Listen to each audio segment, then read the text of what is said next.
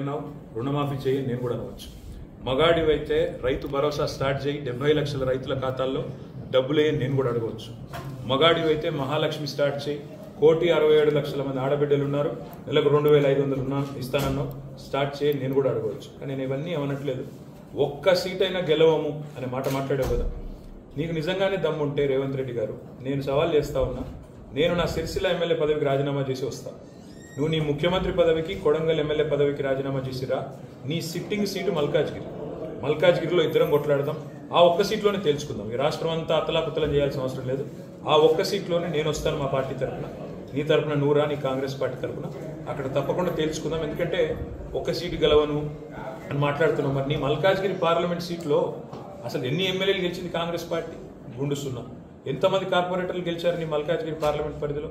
కాబట్టి గెలుపు ఓటములు అనే వాటిని పట్టుకొని, దాన్ని ఎక్కువగా ఊహించుకొని, తన శక్తి సామర్థ్యాలు తాను ఎక్కువ ఊహించుకొని ఇవాళ మాట్లాడుతున్న రేవంత్ రెడ్డి గారికి నిజంగానే ధైర్యం ఉంటే, నిజంగానే దమ్ము ఉంటే, తెగువ ఉంటే నువ్వురా, కొడంగల్ ఎమ్మెల్యే పదవికి రాజీనామా చేయి, ముఖ్యమంత్రి పదవికి రాజీనామా చేయి.